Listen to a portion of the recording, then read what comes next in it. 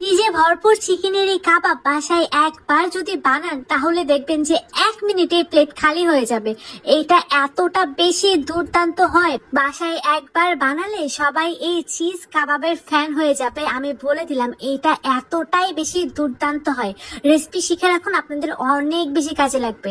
আর এই কাবাব বানাইতে মাত্র 2 পিস চিকেন ব্রেস্ট লাগবে। এখানে 2 পিস চিকেনের ব্রেস্ট নিয়ে নিয়েছি, আর এই চিকেন গুলোকে আমি একদম টুকরো টুকরো করে কেটে নিয়েছি। এখন একটা ব্লেন্ডারে জারে নিয়ে নিলাম। সেই সাথে এখানে প্রায় 2 টেবিল চামচের মতো দিয়ে দেবো কর্নফ্লাওয়ার, স্বাদ অনুযায়ী লবণ দিয়ে দেবো। এবং আপনারা কিন্তু এখানে কর্নফ্লাওয়ারের বদলে এখানে পাউরুটির গুঁড়াটাও দিতে পারবেন, অথবা পাউরুটিও দিতে পারবেন।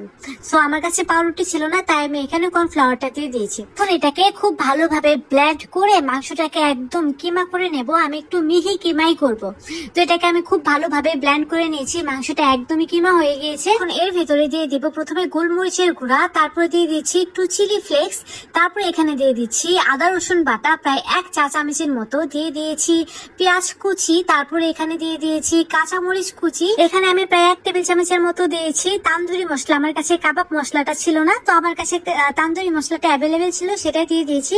আর দিয়েছি নুডলস এর মশলা, দিয়ে এটাকে খুব ভালোভাবে মাখিয়ে নিলাম। আচ্ছা, আপনাদের কাছে যদি নুডলস এর মশলা না থাকে তাহলে কিন্তু আপনারা এখানে 1 প্যাকেট ম্যাগির যে ম্যাজিক মশলাটা পাওয়া যায় সেটাও ইউজ করতে পারবেন। এখানে আমি আরো 1/2 টেবিল চামচের মতো কর্নফ্লাওয়ার দিয়ে দিয়েছিলাম। তারপর এটাকে খুব ভালোভাবে মাখিয়ে নিলাম। এখন হাতের সাহায্যে ভেতরে চিজ ভরে খুব ভালোভাবে কাবাবের শেপ দিয়ে দিব। আপনারা হয়তো বা স্ক্রিনে দেখে বুঝতেই পারতেছেন যে আমি কাজটা কিভাবে করতেছি। হাতে কিন্তু আমি তেল মাখিয়ে নিয়েছিলাম, অবশ্যই হাতে তেল মাখিয়ে নেবেন। তেল মাখিয়ে নিলে শেপটা খুব সুন্দরভাবে দেওয়া যাবে, আর হাতের ভেতরে চিকেনটা লেগেও আসবে না।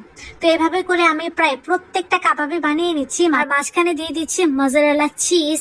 এই কাবাবটা ভাজলে এত বেশি টেস্টি লাগে, বাসায় একবার হলেও বানিয়ে খাবেন, দেখবেন যে আমাকে ধন্যবাদ দেওয়ার জন্য খুঁজবেন। এটা এতটা মজা লাগতেছিল আমার কাছে।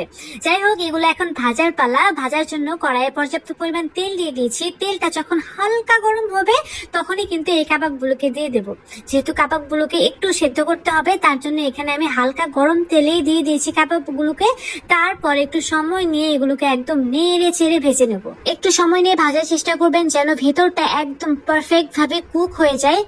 তো যখনই এরকম একটু ব্রাউন কালার চলে আসবে কাবাবের ভেতর, তখনই এগুলোকে নামিয়ে নেবেন, আর নামিয়ে এগুলোকে সার্ভ করে নেবেন। আমি জাস্ট এই কাবাবগুলোর প্রেমে পড়ে গেছি লিটারেলি। এটা এতটা বেশি মজা ছিল, আমি ম্যাক্সিমাম এখানে যতগুলা কাবাব ছিল ম্যাক্সিমাম আমি খেয়ে ফেলছি।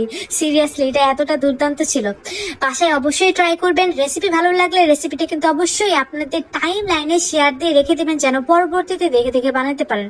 রেসিপি যদি